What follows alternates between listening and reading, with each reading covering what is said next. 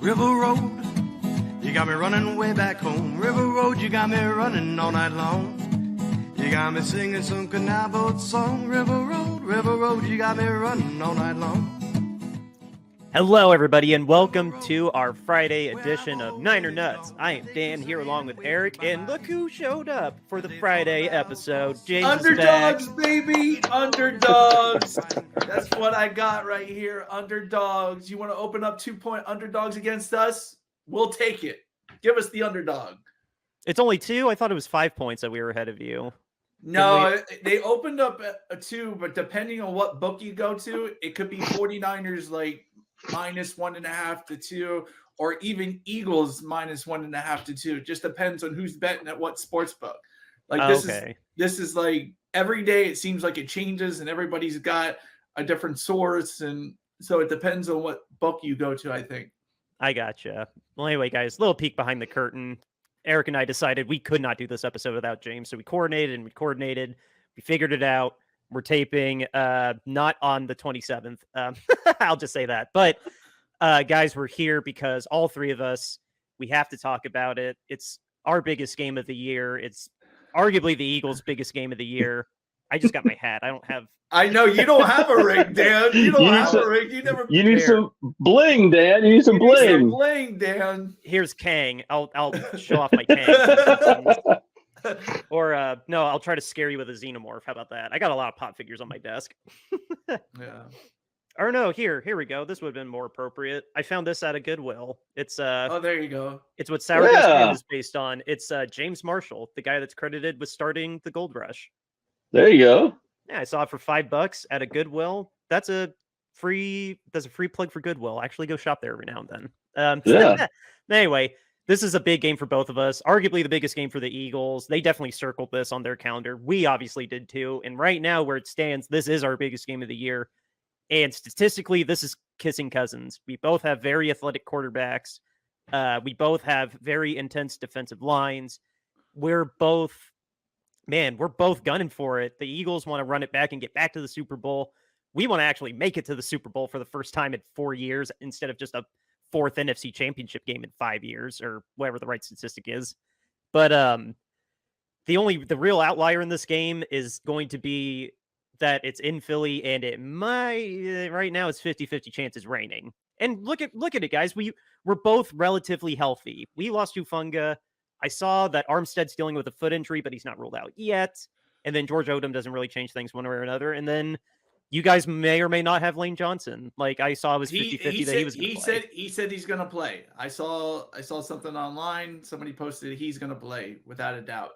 So okay, but is he healthy though? That's a thing. Remember when Trent Williams said he was going to go and didn't practice the whole week, and he really should have sat out that Rams game. I don't know. Lane Johnson played the whole Super Bowl with a pulled groin.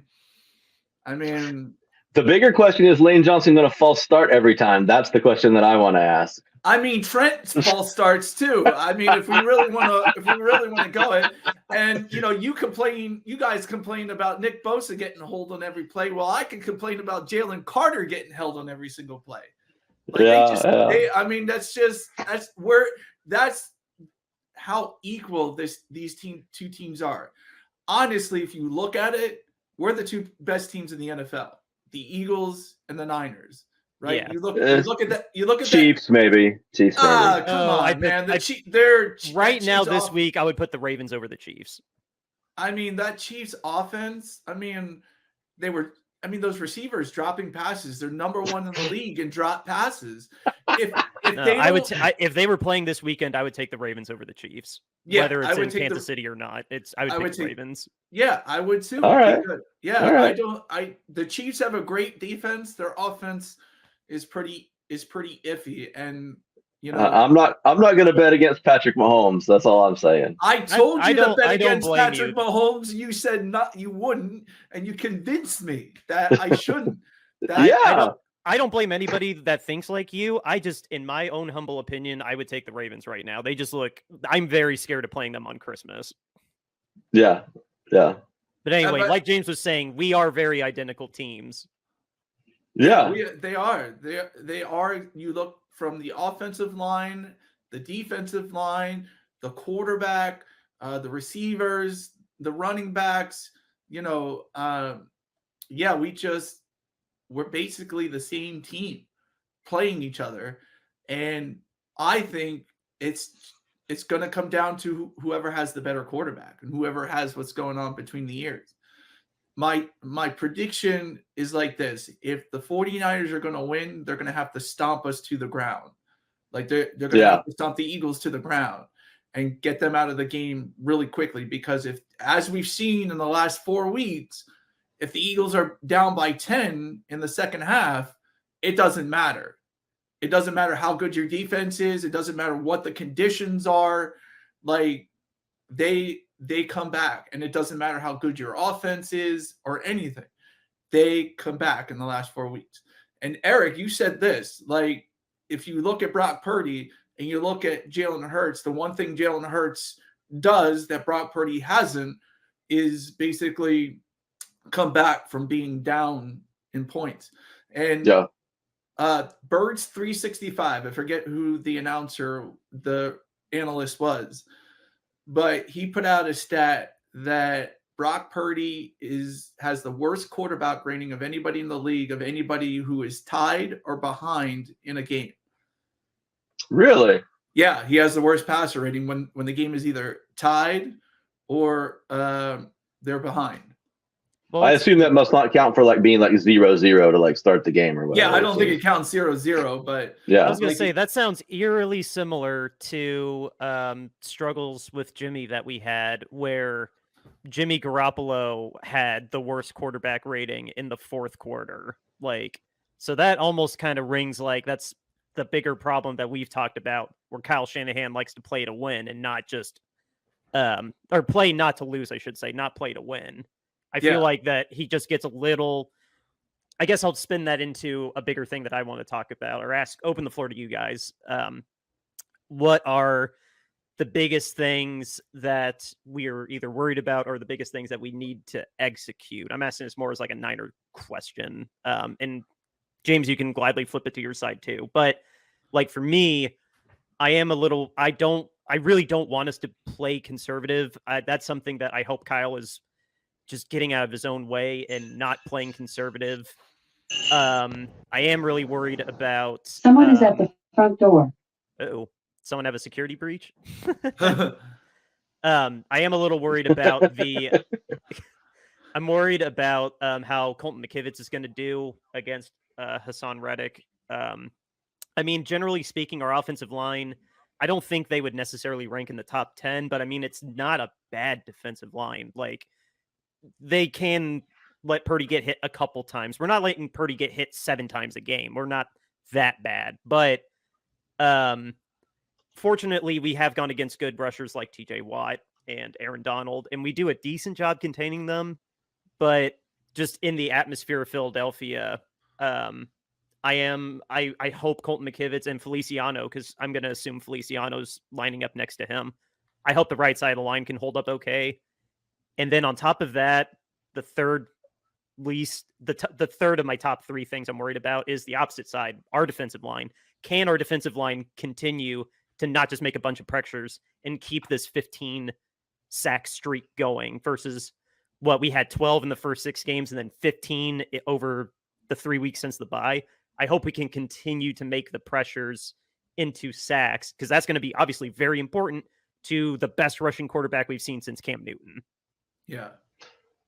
I think for me, the biggest things that we're going to have to see is, one, a little bit of what you were talking about there, Dan, is what can our defensive front four do to either, squish Jalen Hurts into the ground, or at best keep him contained, because that's the biggest element that we have to work with. We have to throw him off his game. We have to make him uncomfortable. We have to disrupt everything that he's trying to do back there, because he's shown a lot of poise and a lot of capability back there as a quarterback. And if we allow him to be comfortable back there, he's got the skills and the skill players to pick us apart. So we have to make him uncomfortable. I'm a little concerned because we used to have a lot of problems with scrambling quarterbacks. That's always been a problem for us.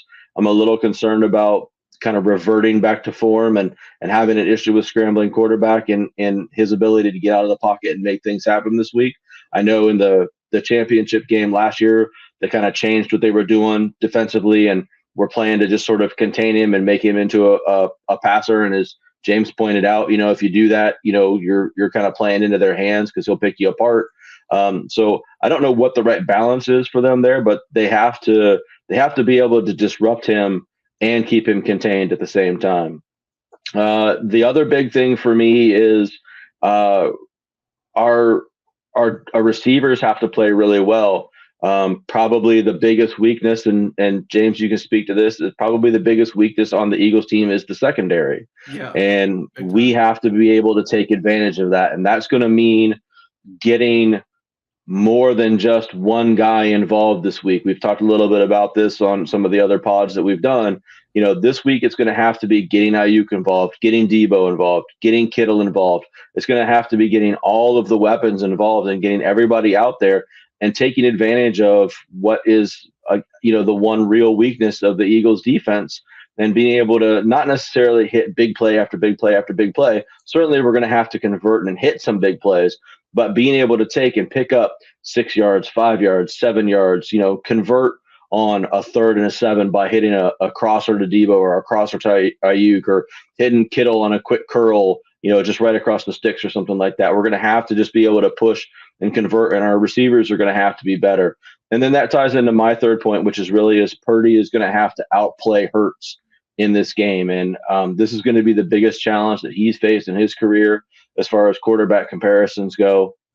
We have to really see. I've certainly been impressed. He's done nothing but been impressive since he's been the starter for the 49ers. But this is the Super Bowl for all intents and purposes right now. For this game. This game means everything to the 49ers. This is their only shot at potentially trying to get back into first place. This is the revenge game for them for last year's NFC Championship game. This is everything for them. And so he's got to really rise up. He's got to play his best football of the season. That doesn't mean he has to go out and throw for 350 yards and 4 touchdowns. That's not what I'm saying. It just means he has to play good football. That means, limiting turnovers, limiting mistakes. It means converting the big throws that he has to make. It means playing mistake-free football, which he has done for the vast majority of the season, but doing it on the biggest stage that he's been on since he's been our quarterback. And that's what I'm looking for this weekend. I couldn't agree more. I feel very much confident that Purdy, I've said it 100,000 times, Purdy has it between the ears. Yes, this is going to be bigger pressure than when he started for the first time against Tom Brady. This is going to be bigger pressure than when he went to Seattle on Thursday night with broken ribs. I hope that experience like those, and also getting humbled by Cleveland. I think that Cleveland game was very humbling, if not the Minnesota game even more so. I hope all that experience he can take and use that to his advantage to keep cool like he has been, because he has been a very even-keeled. His press conferences are so freaking boring, guys.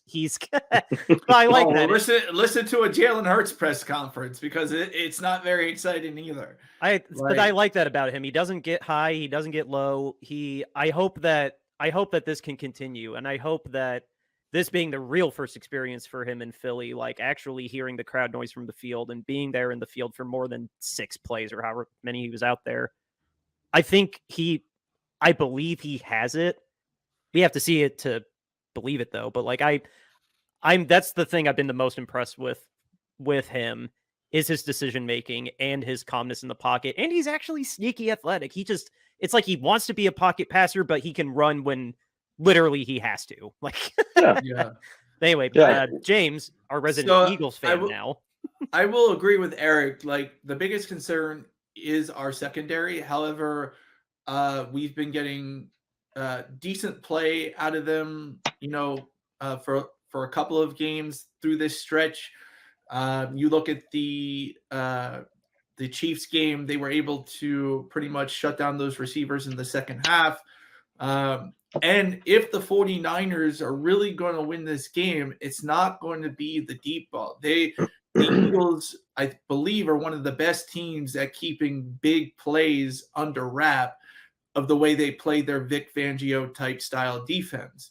And so it's going to depend on, like, I think Deebo Samuel, if the 49ers are going to win, Deebo is going to need to be an intricate part of the offense because he's probably the one receiver that is like Antonio Brown or AJ Brown. It's hard to tackle him. He can run over guys, and the yak is going to be important for you guys.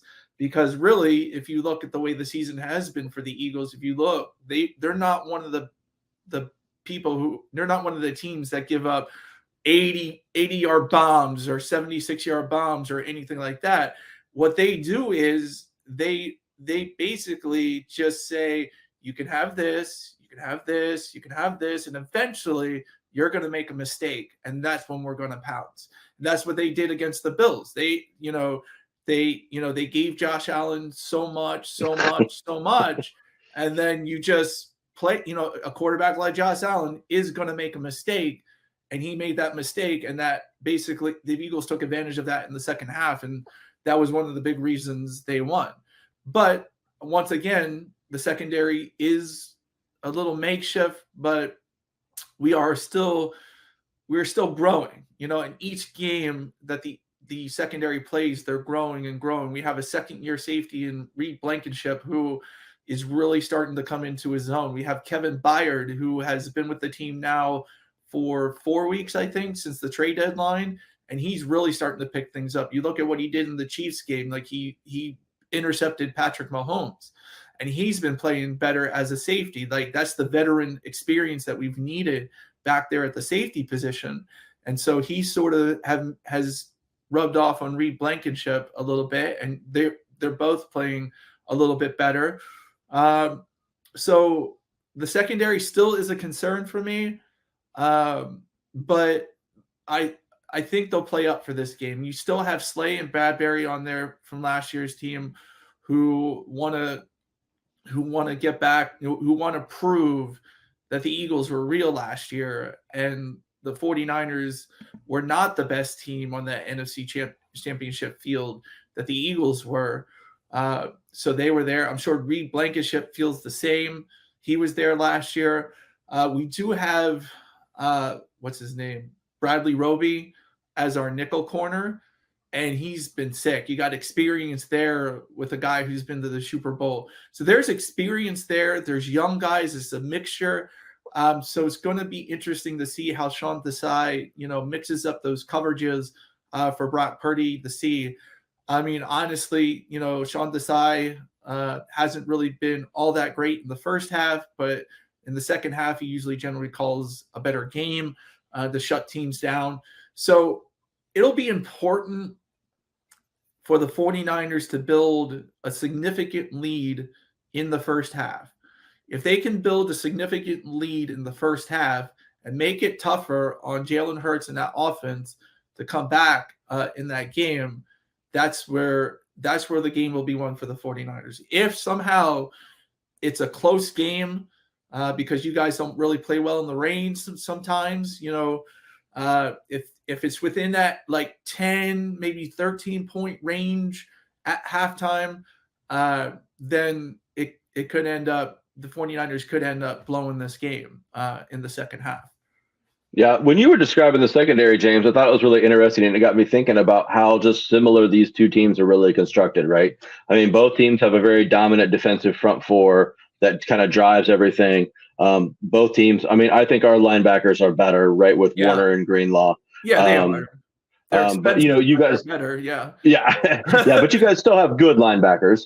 And then the secondary is kind of like you've got big play Slay, we've got Ward. Your other corner is kind of your other corner, right? You've got he's a rookie or a younger player. We've got Thomas, a younger player. We've got kind of a mishmash of safety. So I mean, defenses are constructed very similarly with the same kind of goal, is to crash with the front four and make the quarterback's life miserable and get the ball out fast while the guys don't have to cover a whole bunch. And then on the offensive side of the things, you've got very similar kind of thing. You've got AJ Brown, who's your big play guy, who's supposed to be big and muscly and catch the ball and drive for extra yards. And we've got Deebo, who's albeit smaller, but same kind of style receiver, right? Catch the ball, get a bunch of extra yards. You got pretty Smith. beefy.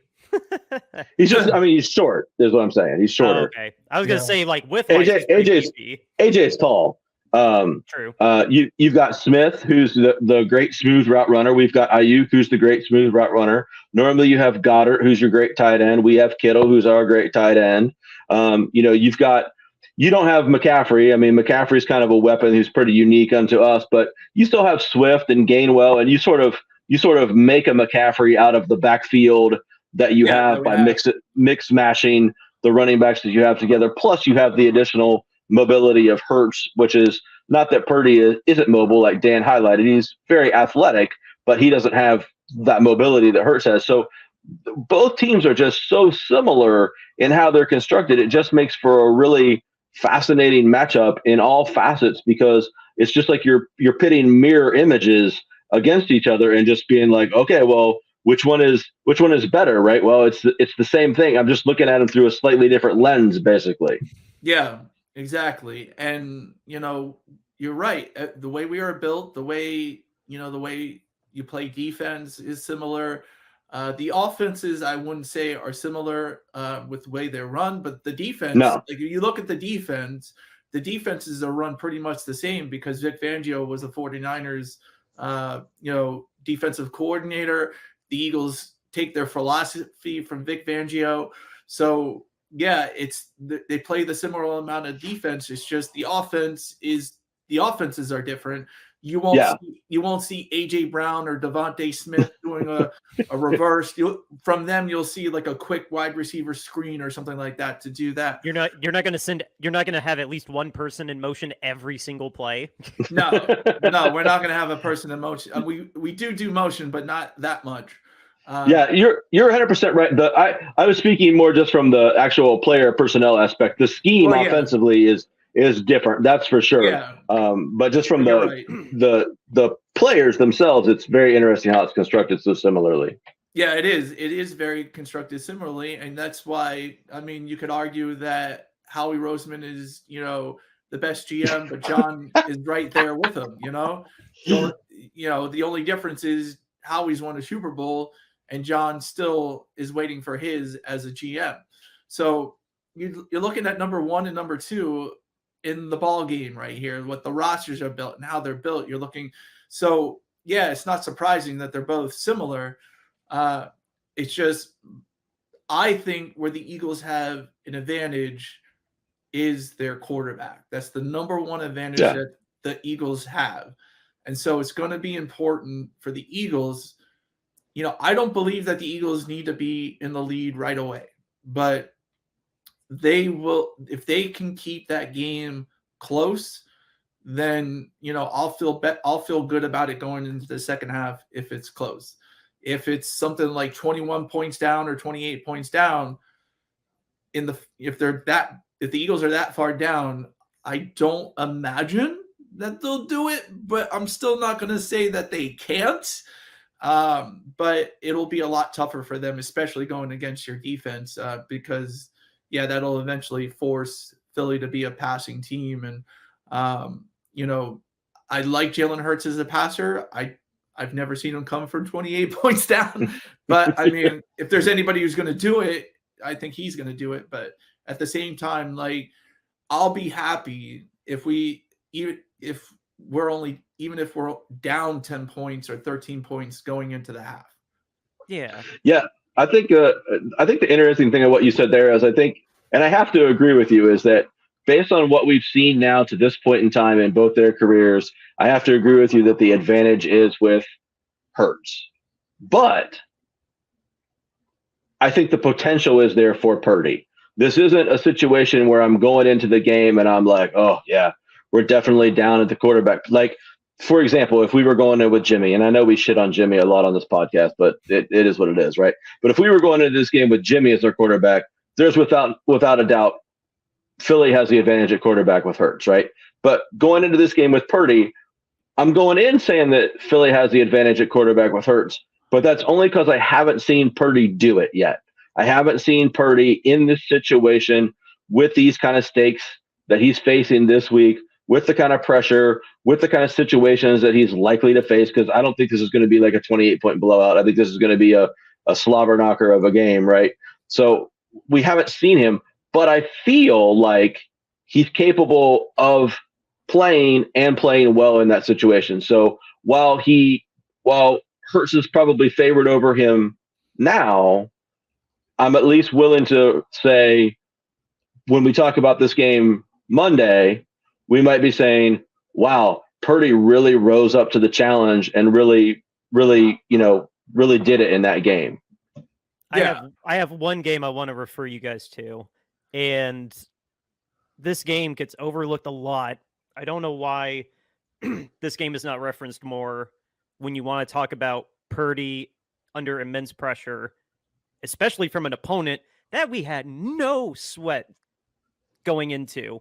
When we went to Vegas last year, and we went not against Derek Carr because he quit the team already by that point. We were going against what's his face? I can't Aiden remember. O'Connell? No, not Aiden O'Connell. He's with the Broncos now. Damn it. I can't remember his name. But anyway, we were going against a Raiders backup in Vegas. And do you guys remember how that game went? Because I sure as hell did. It went into overtime. And Devontae Adams torched Charvarius Ward with a backup quarterback. We had virtually no answers, and Purdy really had to fight to get that game won. We went into overtime, and I mean, we did pull it out. I can't remember the exact final. I think it might have been a 37-34. Yeah, that was a really scary game at the end. Like, Purdy had to really answer back to a team that nobody thought was going to have a chance in hell against us, and they forced us into overtime. Like, yeah. So I mean, it's just one example, but that's a little seed of where my belief in Purdy is. Because no, I completely agree with you, Eric. Like, Jimmy would have to have a perfect game to beat the Eagles, and even still, Purdy was always liable to throw at least one, if not two picks, or have a horrible 3-and-out. Like, that was completely in his control. It had not been that bad. But with Purdy, again, Purdy has it between the ears. Like, you have to literally, the pocket has to collapse on him at lightning speed for him to really lose it. Like, because we've seen him get run out of the pocket. We don't design any runs for him, but he will run out of the pocket if he senses danger.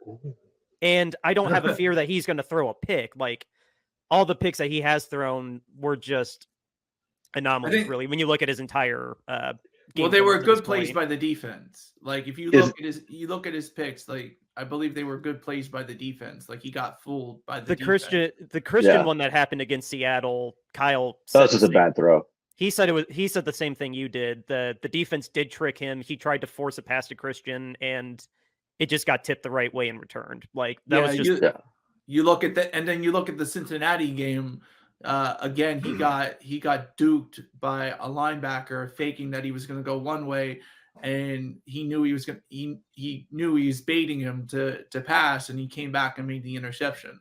So Purdy has it between the ears. He just hasn't seen all the tricks yet, And I'm sure the Eagles are going to probably have something up their sleeve, tricky wise, to get him to make some errors, because Purdy will make errors.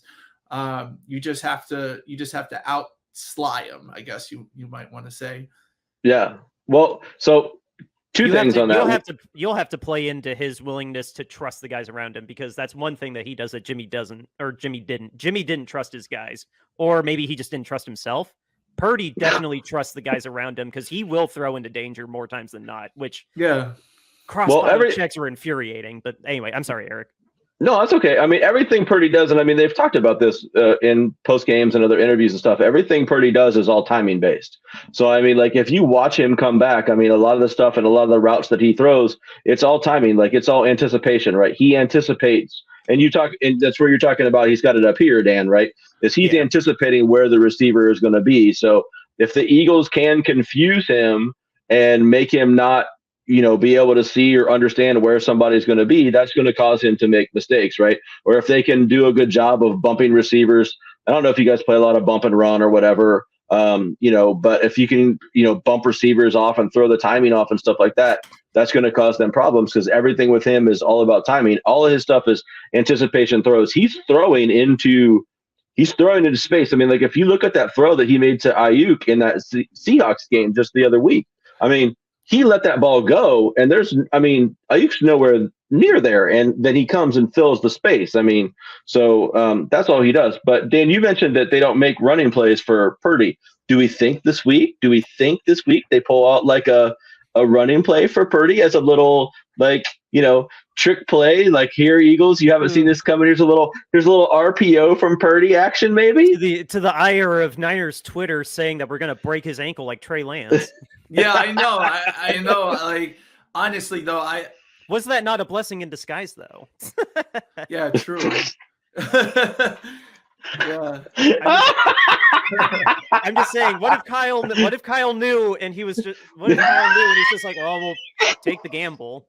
Just run him to death until we can kill him and put Purdy. Maybe. He could be an evil genius like that. I mean, it could have just been a lot easier to simply bench the guy rather than get him hurt. But I mean, whatever you want to go with, man. Yeah, let's just run right up the middle. His fifth-year option. Let's just rub some salt in it. Yeah. Let's just run him straight up the middle until a linebacker crushes his ankle. We've never designed run for him. I mean, this would be a week to try it out and catch him off guard. I mean, that's what I'm saying. Like, we get right down around like the 3-yard line or something like that, and all this. It's just like, all right, here we go. It's a quick little fake handoff to McCaffrey, and Purdy just goes out the other end. It would be funny if they did a tush push or something like that. We've had him run goal line before, or were those just broken plays? Because I know Purdy's run in when it's like less than 10 yards. I think they've all just been broken plays. I don't think any of them have been designed runs. Oh, okay. Yeah. Mm-hmm. Kyle's known for pulling tricks, so I wouldn't put it past them. Especially how big this game is and the gravity of this game, like, you need to put stuff out there that they haven't seen, Right. That's what I'm thinking. If you just go run your typical offense and just show everything that you've been showing all season, that gives the advantage to the defense. Like a game like this, and the gravity of it all, like, yeah, there needs to be stuff in there that they haven't seen, Well, one thing that I took away from the Bills game, because I told my fiance, like, I need to watch this Bills game. I really want to know how the Eagles look against these guys. Because sorry if I sound cocky, we're way better than the Bills. Yeah. So I really wanted to see how the Bills played that defense, and then how you guys handled their defense, because their defense is injured but still playing pretty good. And like we've talked ad nauseum, the one thing that really gave me a little glimmer of like, okay, maybe we can take advantage of this is that secondary. Because guess who's not going to run the wrong routes?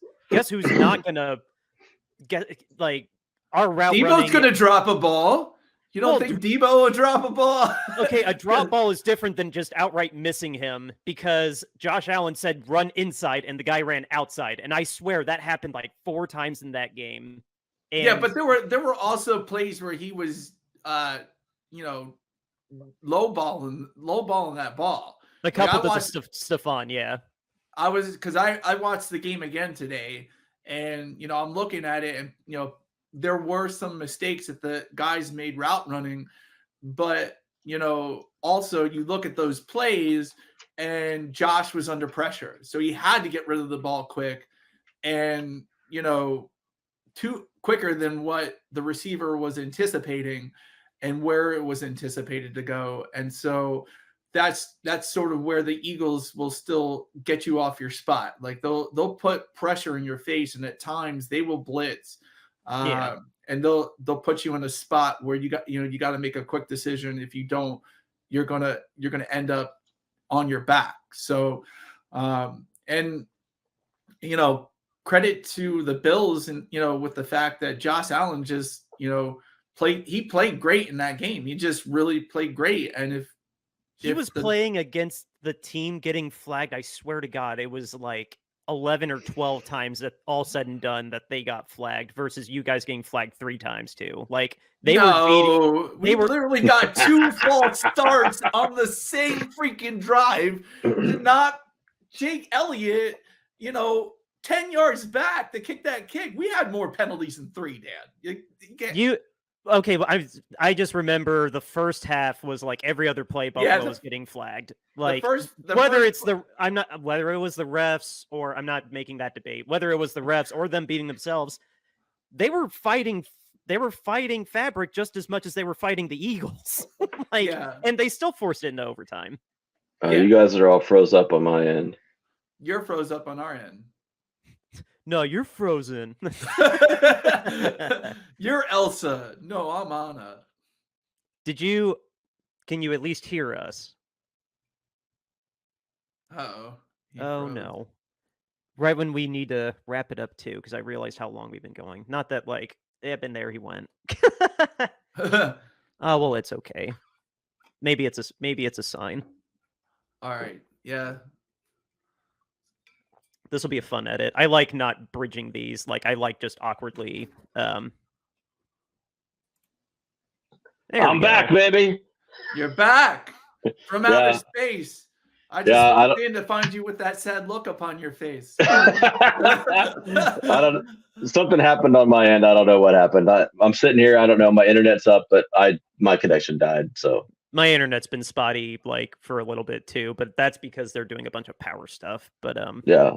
So anyway. I was looking at the weather. Gonna rain on Sunday. You blipped out again. You blipped out. Oh, I did? You were like, I was thinking about the weather. You blipped. Oh. We just started laughing. I said I was looking at the weather, and it really looks like it's going to rain on Sunday, which is really disappointing. Maybe we won't be as bad in the rain this time around. I mean, maybe I don't know.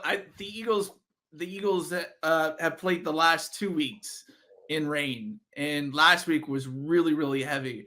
And I'm surprised that our receivers were catching passes with how heavy that rain was. Yeah. Especially, OZ, man, in the back of the end zone. That was like, I thought it was Devontae Smith at first, because that looked like a Devontae Smith catch. And when the guy came up, it was number 13. I was like, holy crap, he caught the ball and mossed those guys. I was telling my fiance at halftime, I was impressed the balls that Josh Allen had to throw the ball 35 times at halftime, in that much rain. That was insane. Yeah. The thing that just concerns me the most is the one game that we saw Purdy play in the rain in Cleveland. He looked really, really bad. He looked really uncomfortable. Let's give that defense a little bit of credit too. Cleveland is still hands down the number 1 defense. Oh yeah, but I'm just saying, there were a lot of times where the ball came out of his hand weird and awkward, and he fumbled a few times throwing the ball and stuff like that. So that's the thing that worries me the most, is that just the wet ball seemed to really bother him. So that'll be unfortunate if it rains. Yeah, right. And we know the weather. Like I said, the last 2 weeks the Eagles have played in rain and in the crappy weather, and so they'll be prepared for it. So if it does rain, then I think that plays for the Eagles for sure. We have survived one rain game that I can think of. Obviously, we lost to the Bears. We lost to Cleveland. The Jaguars game, it was misty. And it was misty. It wasn't rain, but it was a little mist out. And remember the tsunami that we played in against the Commanders a few years ago when we went to the Super Bowl? And then there was that awesome Nick Bosa belly sliding on the mud. Yeah, but that was I think they gave us 10-3. I mean, that was an atrocious football game. Oh, from a product standpoint, no, it was terrible. I'm just saying we did win one game in the rain. Yeah. Well, I don't think I'll look it up, but I'm pretty sure Jimmy didn't look good in that game. Oh, probably not. I mean, I'm sure it wasn't. Yeah. Remember when Kaepernick threw 3 picks on 7 pass attempts in the blizzard in Chicago? Yeah. That game was 9-0. 9-0. Hey, we still won. The barn burner. That was Jimmy Garoppolo was 12 of 21 for 151 yards and a pick. Just for fun, I know listeners, we need to wrap it up, but just for fun, look up when Indianapolis went to San Francisco, because I know that game was in a lot of rain and the Colts won. So 9-0. So that was the San Francisco Giants beating the Nationals, right? Yeah. The Exactly. What year was that? I know Andrew Luck was playing. I don't remember the year. It didn't just pull up with Colts at San Francisco because that doesn't happen often. Yeah, it happens once every 8 years. I want to say it was like maybe. Well, the played him in 2021. Was maybe that was it? Was it? But that- were they at Indy or were they? No, it's in San Francisco. It's in San That was Francisco. Carson Wentz. That was a fabulous battle between Carson Wentz and Jimmy Garoppolo. No, it wasn't Carson Wentz. It was an Andrew Luck game. So it was. So it had to have been before 24. So it had to have been like 2014 when we were really terrible. It would probably be. It'll probably okay. be like 2013 or 2014. Then that game. Because Because I just remembered it was raining a lot and it just was a nightmare. It was in the not the playoffs. It was in prime time. It was raining and Indianapolis was not that good that year, so I was just really surprised that the rain was that much of an equalizer and basically like we couldn't play wet. Yeah, it's always been a problem. So, all right, what do you guys think? We want to do final predictions for the game on Sunday? Yeah, I'm down. James, I'm guessing you have a score in mind. let me think. Rain, 49ers, Eagles. You want to do a rain score, no rain score? I mean, rain score probably 23-17 Eagles. No rain score. We're looking at like 35-31 Eagles. You know, that's what I'm thinking. All right, what do you got, Dan? Honestly, I'm not gonna differentiate between rain or not. I honestly think though, with how efficient we both are at scoring defense, I think it's gonna be low. I think it's gonna come down to like A Jake Elliott field goal, 59 yards in the rain. It's gonna be. I think or a Jake Moody. Like I think it's gonna be either. No, I'm not gonna do either or. I think most likely it's gonna be 24-21. I think it'll be a lower. I think it'll be a lower scoring game like that. Yeah. All right. I think I'm gonna go. What do I want to do? Boy, I feel like it's gonna be. I'm gonna go low. I'm gonna go 21-17. I'm gonna go 21-17 Niners. 21-17 Niners. Okay. Yeah. That's me thinking that it's gonna rain. That's my rain score. I'm thinking it's going to rain, so I think that's going to lower things down a little bit. If it doesn't rain, I think it'll be a little bit higher scoring game, obviously. But I think it's going to rain, so I think that's going to keep things down. I think it's going to be 21-17 Niners. I think it's going to be a really close game. I think it's going to be a well-fought game. I think it's going to be a tough battle. I don't think it's going to be as high scoring as the Bills and Eagles was last week because I think that the Niners defense I think that the Eagles offense is really, really, really, really good. But I think that the Niners defense is also really, really good, and I think that's going to kind of equal things out. Whereas I don't think the Bills defense is nearly as good. So I think it's just going to be a bigger test of, like I said, two mirror images going against each other, and it's just going to come down to 3 or 4 plays in the game.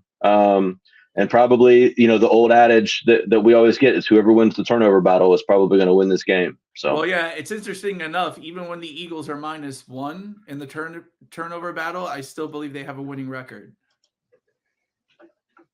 I think they have a winning record, even if they're -1 in the turnover battle. That's crazy. Yeah, or it's like even or something like that. It's something crazy. They're like they still win. Like you look at this Buffalo game. They lost the turnover battle by 1, but still ended up winning. So they're still really good. So the turnover battle for the 49ers is going to have to be 2 or above if they really want to get the, really into that. And that's what the Jets did. The Jets basically got 4 turnovers out of Jalen Hurts in the offense. We have a very opportunistic defense. I think if we're not first, we're second in turnovers. Like getting turnovers. We are second in total turnovers. Okay. So we're just Okay. keep that in mind. We are opportunistic. Hufunga being out might play a little bit into that, but we still got Warner. Ward can make a pick if you hit him the wrong way. Andrew And Thomas got one last week. do you all agree that the Eagles have the kicker advantage? Oh yeah. Okay, Yeah. so we have the kicker advantage. No, I have no. Your I have dude no- booted a 59-yard kick in the pouring rain last week. I mean, like in the clutch. Did you I see mean, He like, has that? the kicker Did you- advantage against everybody but Justin Tucker. Like, yeah. Did you? I don't know if you saw. Like he got NFC Special Teams Player of the Week for who the that. hell else would compete Yeah. against them? Yeah. I mean, like, I mean, Mitch Wisnowski's been great punting, but I mean, that still doesn't beat a 59-yard kick in the rain to tie the game. Dude, how hard that kick hooked to get in there? That was crazy. Yeah. I still can't believe that kick. I literally thought he was going to miss that. I was like, there's no way. 59 yards. Oh, I was so disenfranchised. Dude, I was like Eric. I was so disenfranchised. I was like, this dude's gonna make it. Literally, if it wasn't him or Justin Tucker, it'd be a miss. But I was just like, nope. This is the Eagles. They're gonna make it. And Yeah. No, I mean, I'll give Moody. Shout out to Moody. He's been, outside of missing a couple of kicks in the Browns game, he's been good. So I mean, like, I can't really. But one of those was the game winner field goal too. Yeah. No, I mean, That was the Cleveland one. I mean, yeah, but I mean, so I mean, I don't want to. I'm not going to crap on him too hard. He's been good for us for being a rookie kicker, but yes, you still have the kicking advantage. So because again, you have the guys. I guess that's the advantage that you come in with in a few of the positions in this game is that you come in at quarterback and at kicker and maybe a couple other spots that we didn't really hit on with guys who have done it before in these moments already, right? So I mean, like that's probably where you have the advantage at. Yeah, we have Brandon Graham. He's still on the team. He actually just played. He's now the official leader in games played as an Eagle. Brandon Graham. So he's still on the team. Fletcher Cox is still from the Super Bowl team. Jason Kelsey, Lane Johnson are all from the Super Bowl team. So yeah, we have guys that still are on the team that did it before.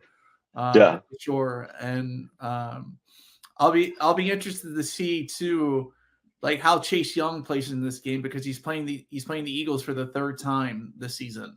So it'll be really interesting if the Eagles will be able to neutralize him or if he'll have some defensive advantage with him being on the 49ers now. Okay, you neutralize him, but you got to worry still about Bosa, Armstead if his foot's okay. You got to worry about your old guy Hargrave.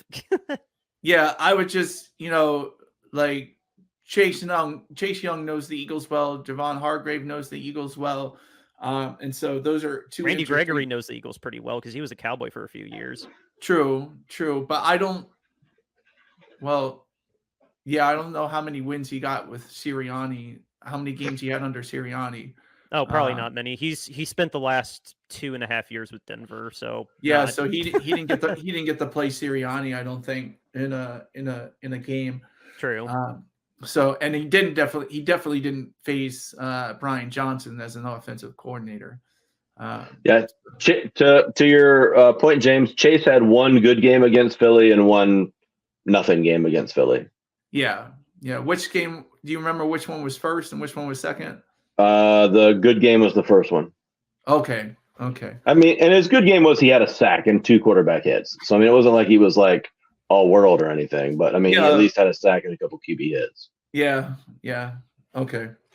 So, but I mean, that front four's got to get the pressure on Hurts. They've got to tie him in. Like I said, I mean, they've got to simultaneously put pressure on him, make him miserable, make him uncomfortable, and at the same time, not allow him to get out there and run around and scramble and make things happen. Yeah. Over pursue. That's what we got to worry about is not over pursuing, which I think this defensive line can do that. I think these guys are smart enough to.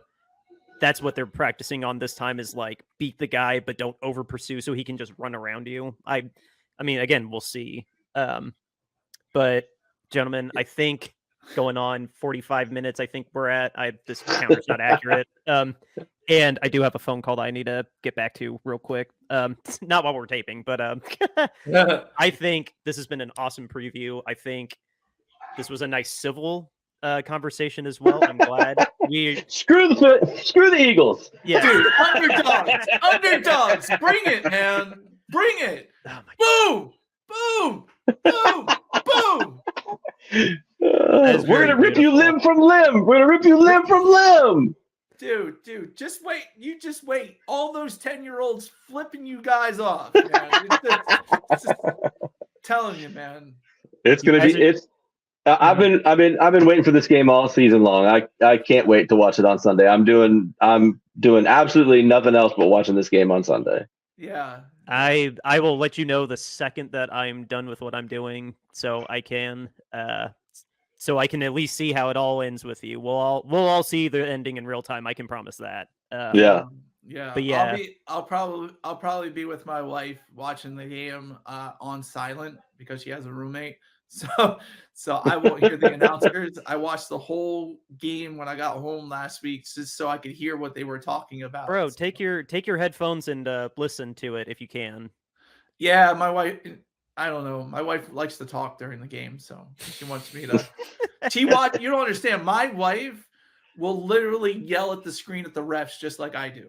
Like, okay. She is into the game. Like, she used to be a Texans fan until the Texans did some very awful things, and she declared herself an Eagles fan. So when we watch the games, we're both cussing at the refs, we're cussing at the players, doing all that kind of stuff. Like, she is into the game just as much as I am, and so I'm lucky, I guess, to have an Eagles fan as a wife now.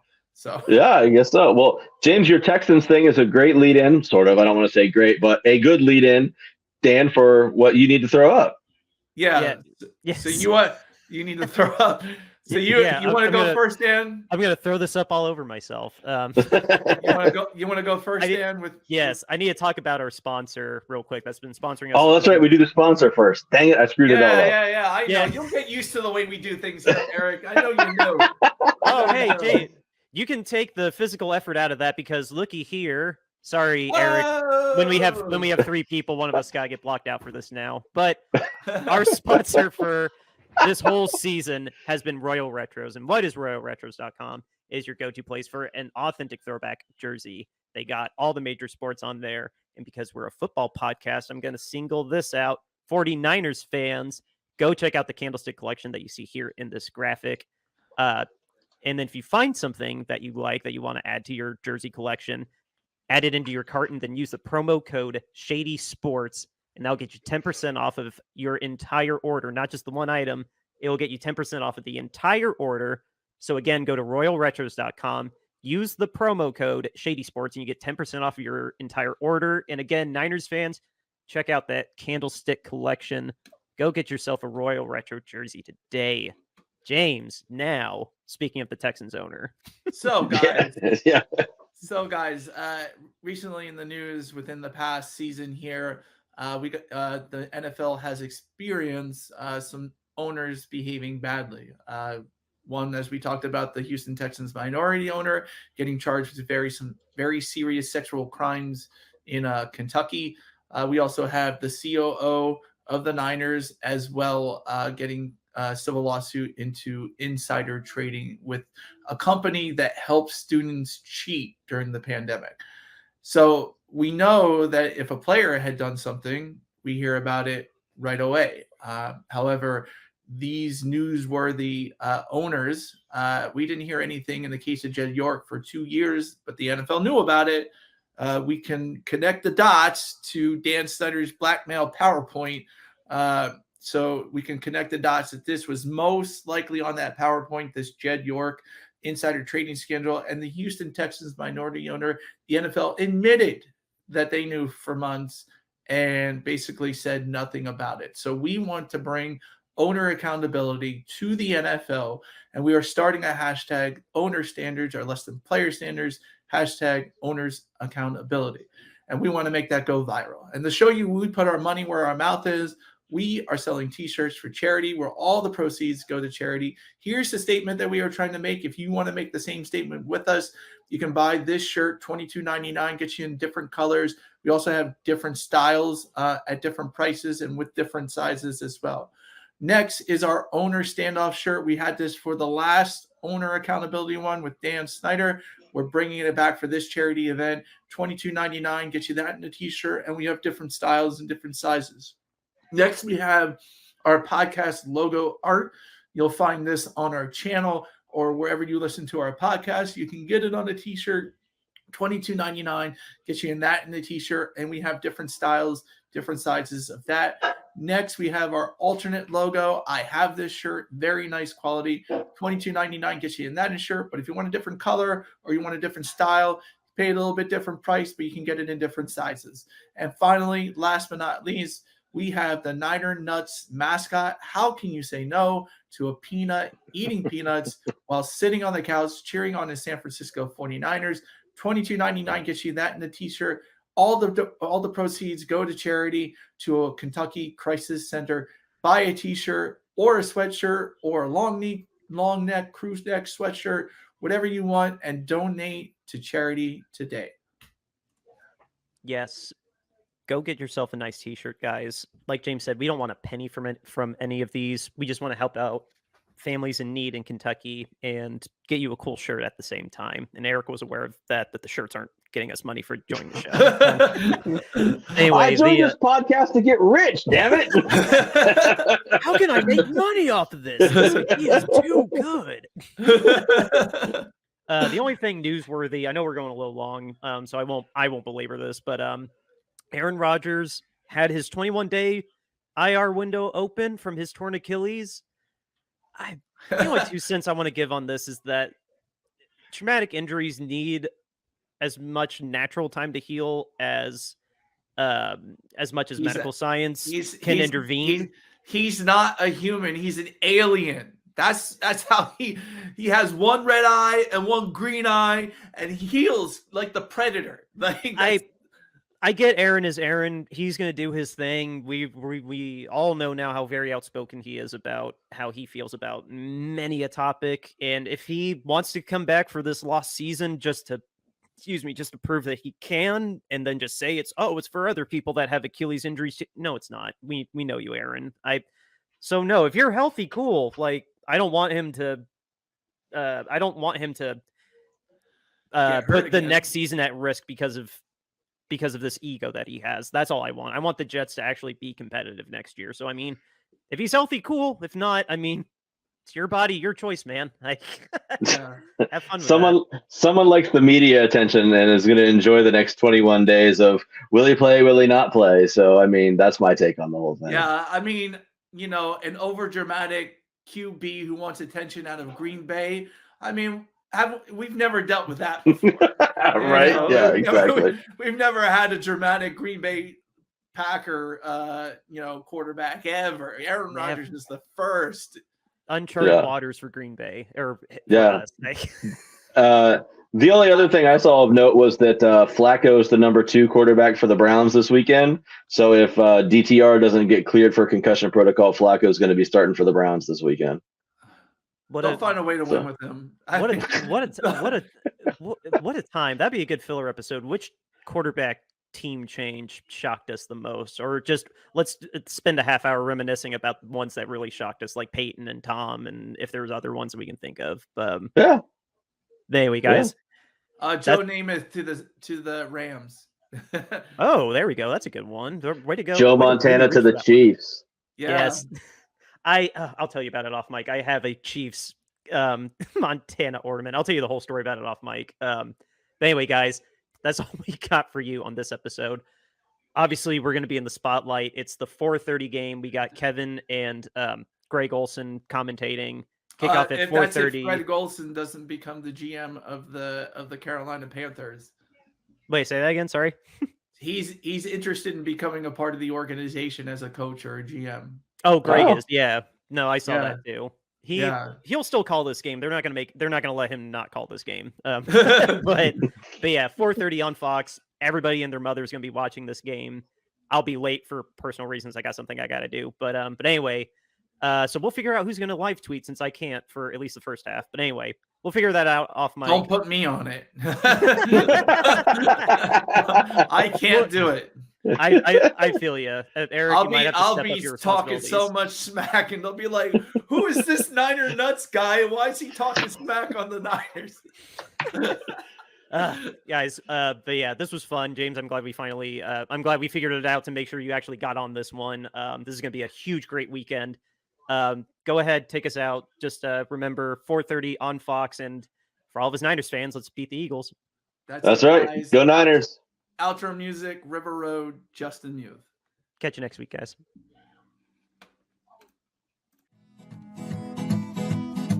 River Road, you got me running way back home. River Road, you got me running all night long. You got me singing some canal boat song. River Road, you got me running all night long. River Road, where have all the women gone? Have they kissed her hand and waved you bye-bye? Have they thought about crossing your double yellow lines? River Road, they love the way you whine and cry.